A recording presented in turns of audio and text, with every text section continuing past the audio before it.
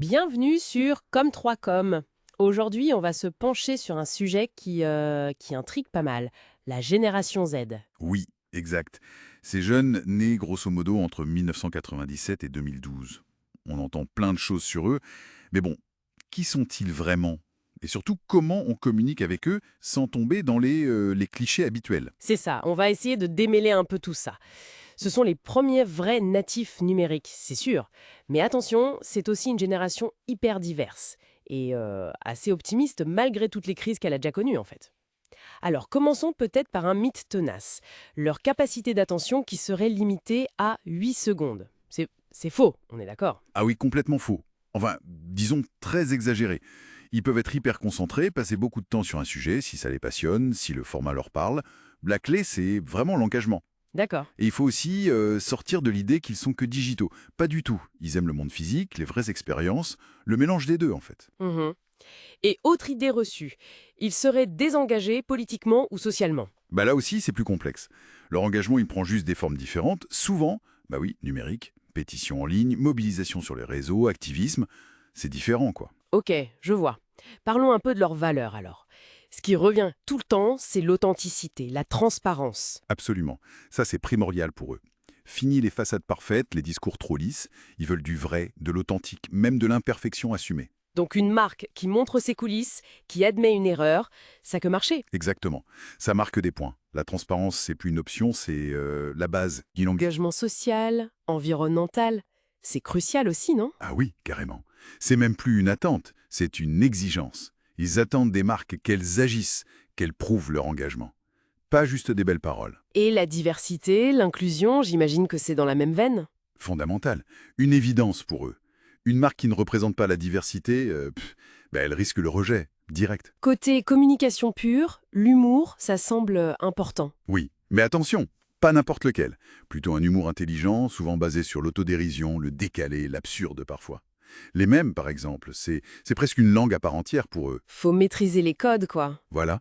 Et l'image reste reine, bien sûr, mais l'esthétique change. Ah oui, c'est-à-dire? Bah, le côté très parfait, très léché d'Instagram, ça perd du terrain face à une esthétique plus brute, plus dans la vraie vie, comme sur TikTok par exemple, plus spontanée. Et ils aiment aussi les histoires racontées un peu partout, en petits bouts, genre story, tweet, vidéos courtes. Tout à fait. C'est la culture du fragment, du remix. Une narration éclatée sur plusieurs plateformes, plusieurs formats. Et justement, TikTok, ce n'est plus juste les chorégraphies, on est d'accord? Ah non, plus du tout. C'est devenu une plateforme d'infos, d'apprentissage, de militantisme. Certains l'utilisent même comme moteur de recherche avant Google, c'est dire. Incroyable! Et Instagram, ça évolue comment? Instagram s'adapte avec les stories, les reels, les formats courts justement. Et puis t'as Discord qui monte pour les communautés plus spécifiques, plus engagées, un peu plus cachées peut-être. Est-ce qu'on a des exemples de marques qui ont bien compris tout ça? Oui, on peut penser à Patagonia avec leur fameux «N'achetez pas cette veste» très radical. Ou Fenty Beauty qui a misé sur la diversité dès le départ? Ah oui, Fenty, c'était marquant. Carrément. Et même Duolingo avec leur mascotte un peu folle sur TikTok. Leur community management est devenu un cas d'école. Le point commun à chaque fois, c'est quoi alors? L'authenticité, toujours. Un engagement qui sonne vrai, pas juste pour l'image. Et un humour bien dosé qui comprend les codes. Donc pour les communicants, ça veut dire quoi concrètement? Collaborer avec des créateurs de la Gen Z, même des petits. Intégrer sincèrement des causes sociales avec des preuves. Et surtout, miser sur l'interaction, la co-création, les faire participer, quoi. Et les pièges à éviter à tout prix? Le numéro 1, essayer de parler jeune de manière forcée. Ça sonne faux immédiatement. C'est rédhibitoire. Utiliser de l'argot qu'on maîtrise pas, des références à côté de la plaque. Oui, le fameux «Hello fellow kids». Voilà, c'est ça. Et l'autre gros risque, c'est le woke-washing. Récupérer des causes sociales ou environnementales juste pour la forme. Ils ont un radar très très fin pour détecter ça. Et puis, faut pas oublier qu'ils évoluent vite, cette génération. Exactement. Leurs attentes, leurs plateformes préférées, ça change. Donc il faut rester à l'écoute, en veille permanente. Au final, comprendre la Gen Z, c'est peut-être plus que comprendre juste une tranche d'âge, non? Toutes ces exigences d'authenticité, d'engagement, ça pourrait bien devenir la nouvelle norme pour tout le monde. C'est une excellente question pour finir.